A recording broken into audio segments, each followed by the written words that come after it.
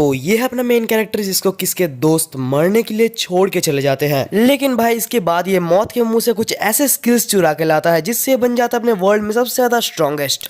कहानी की शुरुआत में हमारा मेन कैरेक्टर कहता है ये मेरी ही गलती है कि मैं इतना ज्यादा कमजोर हूँ, मुझे तो पहले ही मर जाना चाहिए था, आखिर मैं जिंदा ही क्यों हूँ। ये बोलने के बाद वो एक खाई में कूद जाता है और हम देखते हैं कि वो नीचे गिरते गिरते स्माइल कर रहा था। वो बोलता है अच्छा है मेरा ये घटिया लाइफ एक घटिया जगह पर खत्म होने वाला है। अब हमें बताया जाता है कि हमारे मेन कैरेक्टर के साथ आखिर ये हालत कैसे हो गया। यहाँ पर हमें दो एडवेंचरर्स को दिखाया जाता है। पहला एक लड़का है जो कि एक तलवारबाज है और दूसरी हमें एक लड़की दिखाई जाती है जो कि एक मेज है। वो दोनों ही अपनी ताकतों को इकट्ठा यूज करके एक रैट मॉन्स्टर को हरा देते हैं और फिर हराने के बाद वो खुद ही की तारीफ करने लगते हैं। फिर यहाँ पर एक जन बोलता है कि आइन अब तुम्हारी बारी है, कूड़े उठाने वाले जल्दी अपना काम शुरू करो।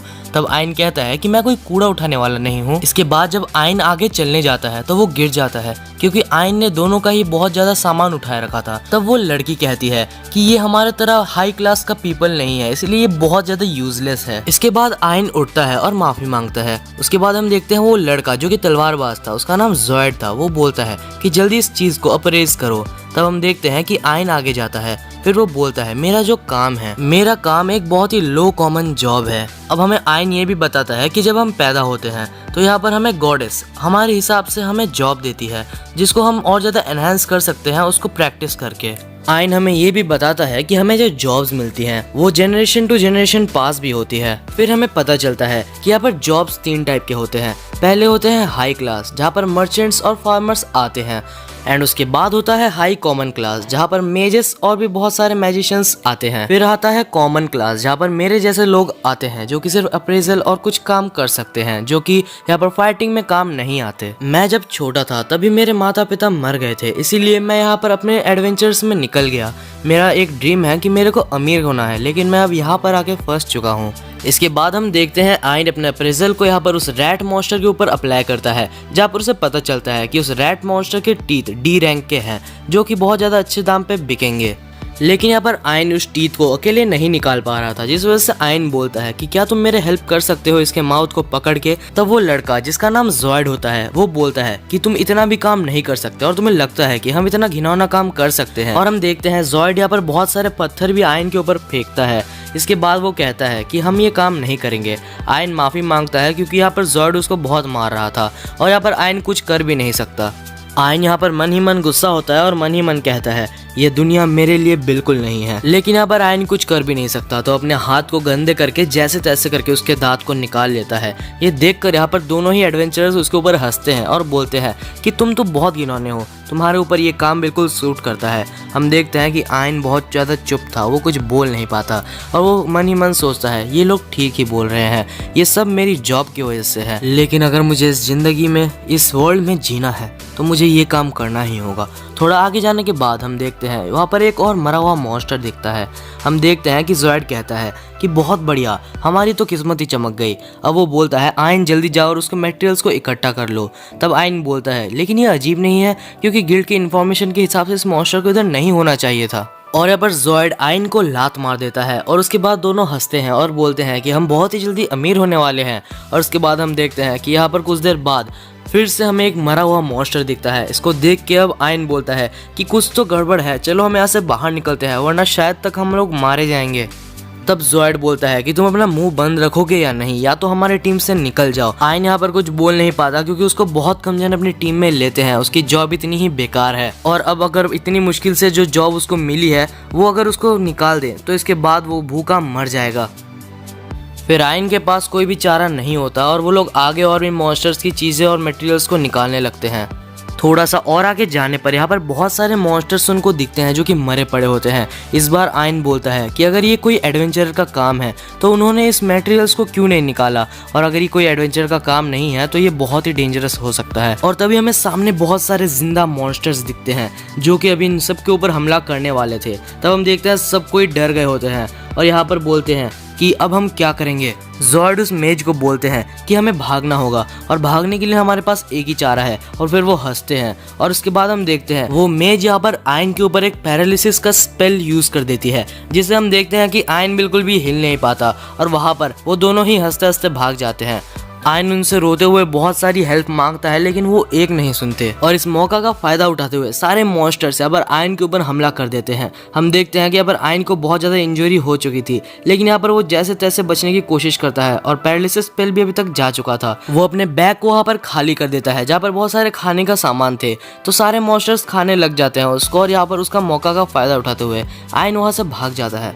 और थोड़ा आगे जाने पर हम देखते हैं जो रास्ता यहाँ पर निकलने का था वहाँ पर जॉर्ड और उस मैजिशियन ने उसको बंद कर दिया था, जिस वजह से यहाँ पर आयन फंस चुका था और उसके सामने बस वहाँ पर एक ही रास्ता था और उसके बिना चाहते हुए भी उधर जाना पड़ता है। थोड़ा आगे जाने पर वहाँ पर एक बहुत बड़ी खाई थी। हम देखते हैं कि वो वहाँ पर खड़े होकर बोलता है, पीछे जाऊँ तो भी मरूंगा, आगे जाऊँ तो भी मरूंगा। ये सब इसीलिए हुआ क्योंकि मैं एक वर्थलेस अप्राइजर था। आखिर मैं पैदा ही क्यों हुआ था? मेरी जिंदगी बहुत खराब थी। मुझे कभी भी एक एडवेंचरर बनना ही नहीं चाहिए था। और इसके बाद हम देखते हैं कि आयन वहाँ से कूद जाता है और हम देखते हैं जैसे वो नीचे गिरता है तो वो बेहोश था। हम देखते हैं उसके सामने एक बहुत ही खूबसूरत लड़की थी और फिर हम देखते हैं कि वो लड़की टेलीपोर्ट करके आयन के पास आ जाती है और उसे गले लगा के किस कर देती है। और तभी हम देखते हैं कि वो उठ जाता है और वो बोलता है, क्या ये एक सपना है? और फिर जैसे उसको अच्छे से होश आता है तो वो देखता है उसके सामने एक बहुत बड़ा सा ट्री है। हम देखते हैं कि इसके बाद वो चौंक जाता है क्योंकि वो बिल्कुल सही था और तभी उसके ऊपर कुछ पानी गिरता है। हम देखते हैं जैसे वो उस पानी को अप्रेस करता है तो वो बिल्कुल चौंक जाता है क्योंकि उसके सामने जो पेड़ था वो था वर्ल्ड ट्री, एक ऐसा ट्री जिसके बारे में बस उन्होंने सुना था। इस ट्री के ड्रॉप्स किसी भी डिजीज और या फिर इंजरी को हील कर सकता है। इसके बाद आयन कहता है कि बहुत सालों पहले ये वर्ल्ड ट्री एग्जिस्ट करता था जिससे हमें बहुत सारे माना मिलता था, जिससे सारे पीपल अपने रोजमर्रा के काम करते थे। बहुत सालों पहले ये वर्ल्ड ट्री अचानक से गायब हो गया और साइंटिस्ट को आज तक समझ नहीं आया कि हमें माना कहाँ से मिल रहा था। अब मुझे समझ आया कि इसे अभी तक ढूंढा क्यों नहीं गया, क्योंकि ये खाई के इतने नीचे जो है। इसके बाद हम देखते हैं कि आयन उस पेड़ में अपना हाथ रखता है और बोलता है, तुमने ही मेरी जान बचाई है ना, इसके लिए तुम्हारा शुक्रिया। और तभी आयन को वहाँ से एक आवाज आता है। वो कुछ समझ नहीं पाता क्योंकि यहाँ पर कोई भी जीव नहीं रहता। हम देखते हैं वहाँ पर वो बोलता है कि मुझे नहीं लगता कि जॉर्ड और वो लड़की यहाँ पर मेरे लिए मदद लाने वाले हैं और ना ही मुझे यहाँ पर खाना पीना मिलने वाला है, तो मुझे यहाँ से जल्दी निकलने का रास्ता ढूंढना होगा। सामने उसे एक रास्ता दिखता है तो वो वहाँ पर चले जाता है। तब हम देखते हैं कि एक लड़की वहाँ पर थी वो उसको रोकने की कोशिश करती है, लेकिन वो फिर रुक जाती है। हम देखते हैं आयन थोड़ा आगे चले जाता है। अब थोड़ा सा और आगे जाने पर उसको भी बहुत ज्यादा डर लगने लगता है क्योंकि इस मैप के बारे में गिल्ड को भी नहीं पता था, तो इसका मतलब है यहाँ पर बहुत सारे स्ट्रॉन्ग मॉन्स्टर्स रहते होंगे।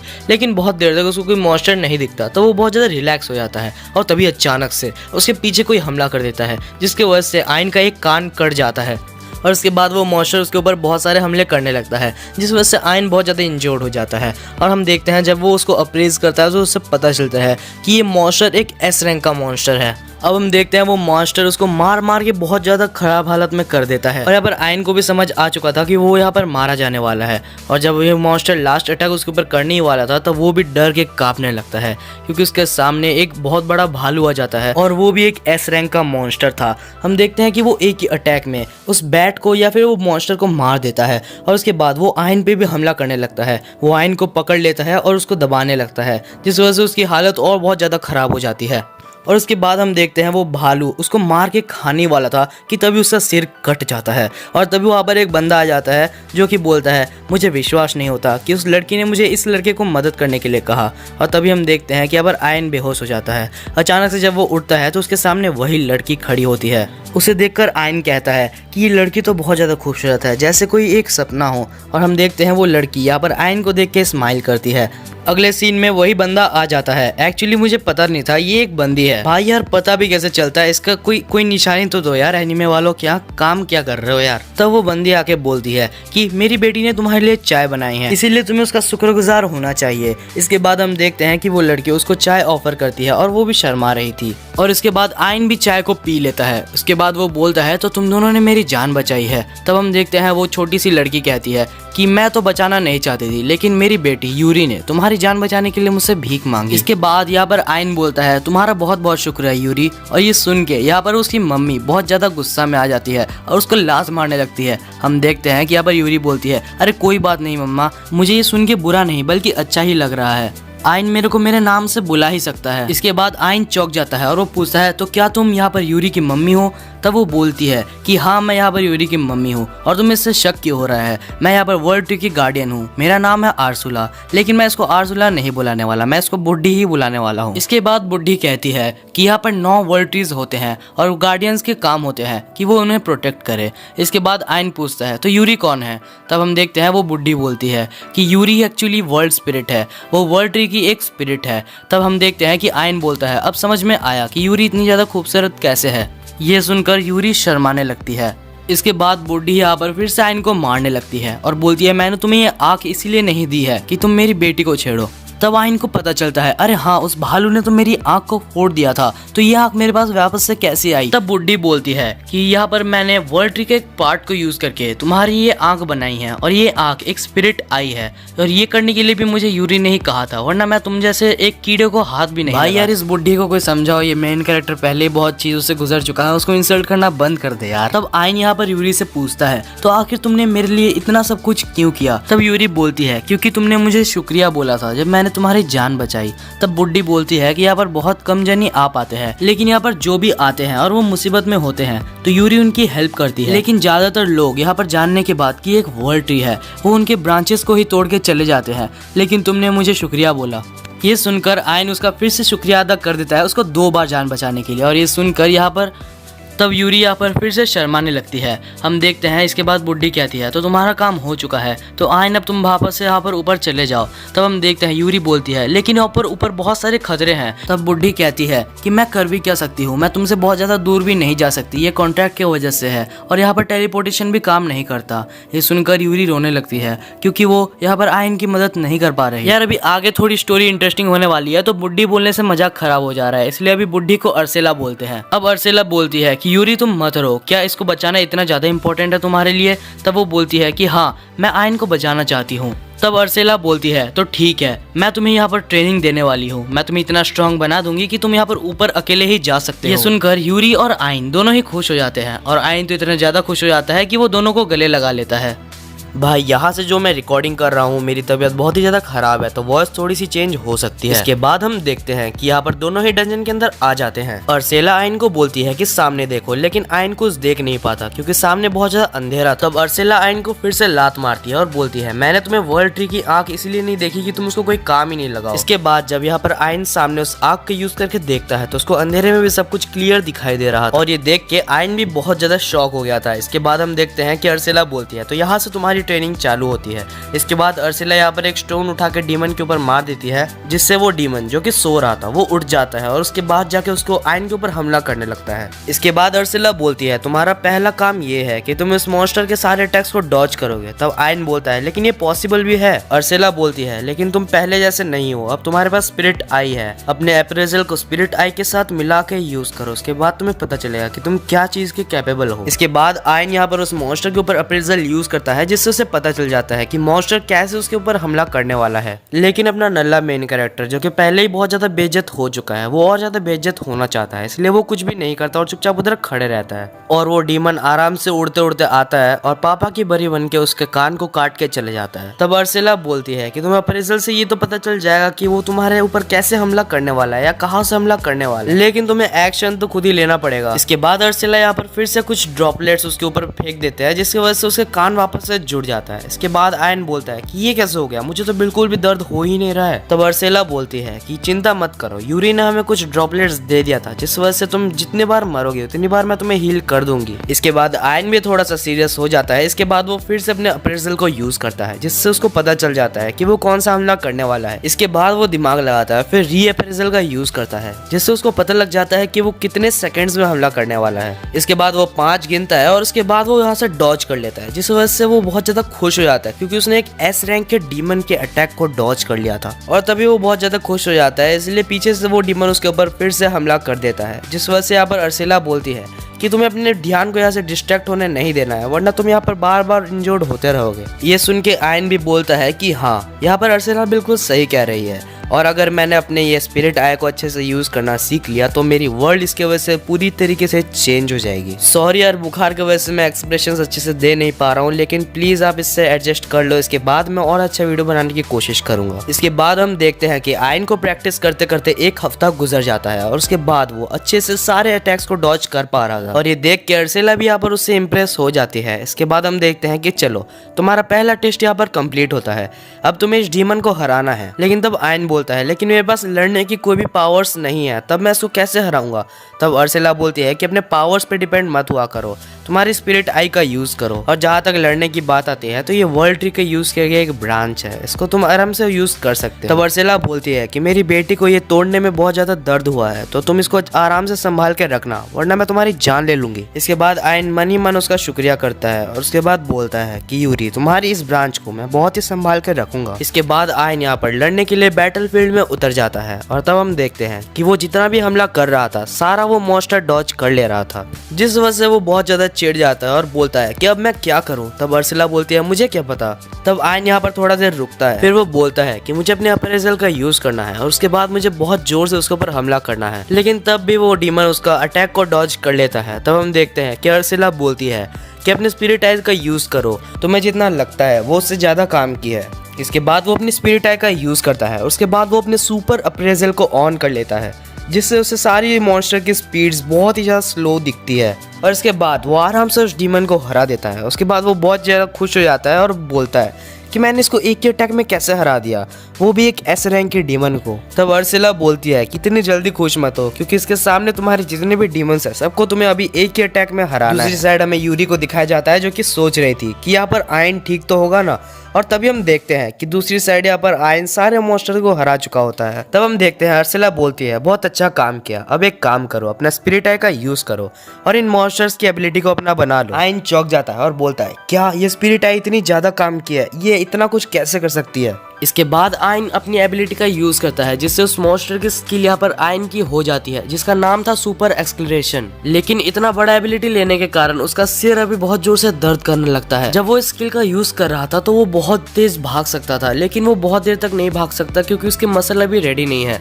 उसको बहुत लाखों टाइम्स इसकी प्रैक्टिस करनी होगी, तब जाके उसके मसल्स इसको अपटेन कर पाएंगे। इसके बाद वो बहुत टाइम तक भागता है और वो उस स्किल को मास्टर कर लेता है। इसके बाद आयन बोलता है तो अभी वक्त आ चुका है, मैं उस मोटे भालू को दिखा दूंगा कि मैं क्या चीज हूँ। तब हम देखते हैं अर्सेला बोलती है कि नहीं, अभी टाइम नहीं हुआ है। ये सुन के आयन थोड़ा सा दुखी हो जाता है। तो अर्सेला बोलती है ठीक है, अगर तुम एक करना चाहते हो तो एक काम करो, तुम मेरी स्किल को अप्रेज कर लो। तब हम देखते हैं कि यहाँ पर अर्सेला अचानक से यहाँ पर आयन को जला देती है और बोलती है ये है मेरी स्किल, चाहे तो तुम इसको अप्रेस कर सकते हो। तब आयन बोलता है कम से कम जलाने से पहले बोल तो दिया होता। इसके बाद हमें पता चलता है कि अर्सेला की रियल पावर क्या है, उसका नाम है डिस्कार्ड इनकैंटेशन। इससे हम जब बैटल के दौरान होते हैं तो ये एक बहुत ही पावरफुल चीज है, क्योंकि बिना इनकैंटेशन किए ही हम अपने मैजिक स्पेल्स को यूज कर सकते हैं। लेकिन आयन इसको अप्रेस करने के बाद फिर से फट जाता है और बोलता है कि मेरे को फिर से बहुत ज्यादा यहाँ पर ट्रेनिंग करनी होगी। हम देखते हैं कि वो यहाँ पर बहुत टाइम मेहनत करता है और बहुत मेहनत करने के बाद हम देखते हैं कि वो उसको थोड़ा थोड़ा मास्टर कर लेता है। जब भी यहाँ पर आयन थकता था तो यूरी अपने ड्रॉपलेट्स की मदद से उसको हील कर देती थी, जिस वजह से उसकी मैजिकल कैपेसिटी भी थोड़ी सी बढ़ जाती थी। अब हम देखते हैं कि ट्रेनिंग करते करते 1.5 महीना बीत जाता है, जिस वजह से यहाँ पर वो भी 1000 फायर बॉल्स को एक साथ यूज कर सकता है और उसके साथ वो कुछ मिड लेवल स्पेल्स को भी यूज कर सकता है। हम देखते हैं कि ये देख के यहाँ पर अर्सेला भी बहुत ज्यादा चौंक गई होती है कि इसने बहुत जल्दी ये सब कुछ कर लिया, और वो बोलती है कि चलो तो अब तुम उस मोटे भालू से अपना बदला ले सकते हो। हम देखते हैं कि यहाँ पर आयन फिर भी थोड़ा सा डर रहा होता है और वो जब जाता है तो यहाँ पर अर्सेला बोलती है कि तुम अभी थोड़े से ताकतवर हो, उतना ताकतवर नहीं हो मैं मानती हूँ, लेकिन हाँ पहले से तो तुम ताकतवर हो, तो अपनी ट्रेनिंग का यूज करो और यहाँ पर जाके उस भालू को हरा दो। इसके बाद हम देखते हैं कि आयन यहाँ पर जाता है सीधा और उसके सामने जाके 1000 फायर बॉल्स को उसके सामने रिलीज कर देता है। लेकिन अफसोस हर मेन कैरेक्टर यहाँ पर नोबिता नहीं होता है, इस वजह से उसका एम बहुत ही ज्यादा बेकार था एंड सो उसका एक अटैक भी उसके ऊपर अभी नहीं लगता। तो हम देखते हैं कि वो बोलता है ठीक है अभी नहीं लगा तो क्या हुआ, अभी इसके बाद लगेगा, अपना टाइम आएगा बोल के उसके बाद भाई यहाँ पर अपना स्पीड एक्सेलरेशन का यूज करके उसके साथ अप्रेजल का यूज करता है, जिस वजह से उसके पास आ जाता है। उसके बाद वो अपने विंड का मैजिक को यूज करता है, जिस वजह से उसको थोड़ा सा डैमेज हो जाता है, लेकिन उसके बाद भी भालू को कुछ भी नहीं होता। तब हम देखते हैं कि इसके बाद वो बोलता है कि ठीक है। अभी फिर से यहाँ पर 1000 फायर बॉल्स वो यूज करता है। तब हम देखते हैं कि वो भालू वहाँ पर मारा जाता है और यहाँ पर भालू को मारने के बाद वो बोलता है तो क्या भालू सच में इतने ज्यादा कमजोर होते हैं। उसके बाद वो रियलाइज करता है कि नहीं, भालू कमजोर नहीं थे, एक्चुअली मैं स्ट्रांग हो गया। इसके बाद वो बहुत ज्यादा खुश हो जाता है। अब भालू से आयन को कुछ एबिलिटीज मिल जाती है जैसे कि सुपर ह्यूमन स्ट्रेंथ और स्टील कटर। इसके बाद हम देखते हैं कि यहाँ पर आयन वापस चल जाता है। अगले सीन में हम देखते हैं अर्सिला यहाँ पर बहुत ज्यादा जेलस हो रही होती है और उसके बाद वो बोलती है तो अब मैं यहाँ पर तुम्हें कुछ देने वाली हूँ क्योंकि यहाँ पर यूनी ने बोला था। इसके बाद हम देखते हैं कि अब अर्सिला के हाथ में एक ग्रीन कलर की कोर होती है जो कि स्पिरिट कोर होती है और अर्सिला बोलती है इससे मैं तुम्हारे लिए अभी एक और आंख बनाने वाली हूँ, बिल्कुल सेम, और ये और भी ज्यादा पावरफुल है जो कि तुम्हें और बहुत ज्यादा पावरफुल बना देगा। तब हम देखते हैं कि यहाँ पर आयन बोलता है लेकिन ये तो यहाँ पर यूरी का है, मैं इसको कैसे ले सकता हूँ। तब हम देखते हैं कि यहाँ पर अर्सिला बोलती है चुप रहो क्योंकि इसके ऊपर मैंने इंचेंटमेंट लगा दी है जिस वजह से तुम जब मरोगे तो ये मेरे पास ऑटोमेटिकली वापस आ जाएगा। इसके बाद हम देखते हैं कि जब वो आग यहाँ पर आयन के ऊपर लग जाता है, इसका एक मतलब ये हुआ कि वर्ल्ड ट्री का पूरा कोर यानी कि यूरी भी उसके आग के अंदर चली गई है। इसका मतलब कि यूरी भी अभी उसके साथ ही ट्रेवल करने वाली है। यूरी बोलती है कि प्लीज मुझे अपने साथ ले जाओ। आयन बोलता है कि मुझे तो इससे बहुत ज्यादा खुशी होगी, लेकिन क्या अर्सिला तुम्हें इसमें कोई दिक्कत नहीं है। तब हम देखते हैं कि अर्सिला यहाँ पर उसके मुंह पे लात मार देती है और बोलती है तुम्हें क्या लगता है मुझे कोई दिक्कत नहीं होगी, ऐसे कैसे हो सकता है, लेकिन मैं यूरी को तुम्हारे साथ इसलिए जाने दे रही हूँ क्योंकि तुम एक साफ दिल के आदमी हो। तब आयन वादा करता है कि मैं आपकी बेटी का ख्याल रखूंगा। तब हम देखते हैं कि अर्सिला बोलती है इस वादे को कभी भूलना भी मत। इसके बाद अर्सिला बोलती है तुम्हारे लिए एक फेयरवेल गिफ्ट, और उसके बाद हम देखते हैं कि यहाँ पर आयन के हाथ में एक साइन आ जाता है। तब अर्सिला से हमें पता चलता है कि ये एक स्पेल है जिससे उसे इन्फिनाइट स्टोरेज मिल जाएगी, जिससे वो जितना भी कुछ चाहे फिजिकल ऑब्जेक्ट्स को वहाँ पर स्टोर कर सकता है। इसके बाद हम देखते हैं वो वहाँ पर उसको एक स्वॉर्ड भी दे देती है। इसके बाद हम देखते हैं कि अर्सिला यहाँ पर एक फिलोसोफर स्टोन यहाँ पर आयन को दे देती है, जिस वजह से हम देखते हैं कि उसका दूसरा आग भी चमकने लगता है। तब हम देखते हैं कि आयन पूछता है ये क्या है। तब वो बोलती है कि इस वजह से आपस में हमारी कॉन्शियस जुड़ी रहेगी, जिस वजह से मैं देख सकती हूँ कि तुम क्या कर रहे हो, और इसी वजह से तुम जो सोच रहे थे कि जो तुम करने वाले हो वो अगर तुम ना ही करो तो बेहतर है। और उसके बाद हम देखते हैं कि आयन यहाँ पर डर जाता है। इसके बाद हम देखते हैं आयन बोलता है कि यहाँ पर यूरी तुमने मेरे लिए बहुत कुछ किया है, तो क्या मैं तुम्हारे लिए कुछ कर सकता हूँ। तब यहाँ पर यूरी बोलती है कि मैं बस अपनी फैमिली से मिलना चाहती हूँ, लेकिन ये बहुत ही बर्डन का काम है तो तुम इसे रहने ही दो। तब हम देखते हैं कि यहाँ पर आयन पूछता है कि तुम्हारी फैमिली कहाँ रहती है। तब हम देखते हैं एक स्टोरी हमें पता चलती है कि यहाँ पर बहुत समय पहले की बात है। ये 9 वर्ल्ड ट्रीज नहीं हुआ करते थे, बस एक ही वर्ल्ड ट्री हुआ, लेकिन इसके बाद ये 9 जगह पर बट गए जो कि यहाँ पर वर्ल्ड के अलग अलग जगह पर है। तब हम देखते हैं आयन बोलता है तो ठीक है, अब सब कुछ तय हो चुका है, तो चलो हम साथ में वर्ल्ड टूर करते हैं और तुम्हारी फैमिलीज को भी ढूंढते हैं, और इसी के साथ मैं भी यहाँ पर पावरफुल होते रहूंगा। और ये सुन के यूरी भी बहुत ज्यादा खुश होती है और उसको थैंक्स बोलती है। इसके बाद के सीन में हम देखते हैं आयन वहां से निकल चुका था और उसके सामने 2 रास्ते थे, जिस वजह से वो समझ नहीं पा रहा था कि उसे कौन से रास्ते पे जाना है। लेकिन तब यहाँ पर अर्सिला उसके एक लेफ्ट आई से बोलती है कि तुम्हें यहाँ पर लेफ्ट साइड में जाना है, या फिर जो एरो तुम्हें दिख रहा है उसको फॉलो करो।